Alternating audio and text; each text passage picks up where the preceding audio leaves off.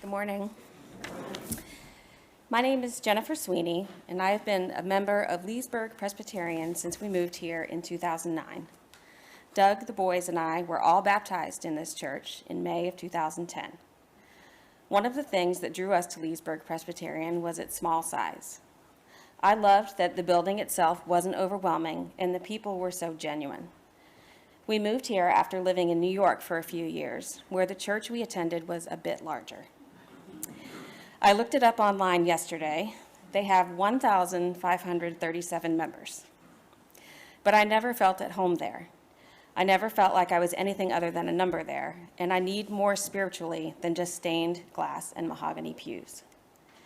As a family, we have decided to give consistently to the church.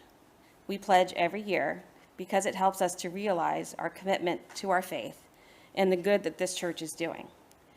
There are many worthy causes who could use money.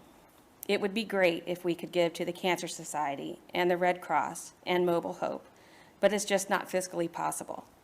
So we start with number one, and we take care of our own. Just like on a plane. Speaking as a parent, I think if I were ever on a plane where the oxygen masks drop down, my instincts would tell me to mask my children first. But that's not what you're supposed to do. You're supposed to mask yourself first so that you can then help others. That's what we need to do here at church. We have to put our oxygen masks on first so that we can help others. We need to put money back into our church because if we don't, who will? No one is coming to save us. Well, except the big guy, but who knows when that's going to happen. No one is coming to our financial rescue. It's just us. And that's hard when you're a church as small as ours, because we just don't have the financial wiggle room some of the bigger churches have.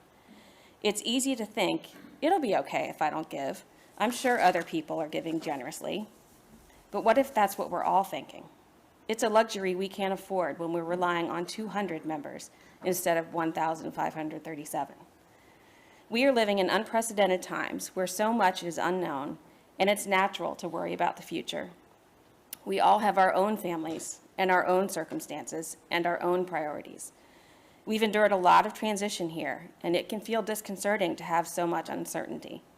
That's why, as a whole, we need to ask ourselves if the viability of this church is important to us, and then we need to make a commitment to ensuring that we come out of this transition financially stable.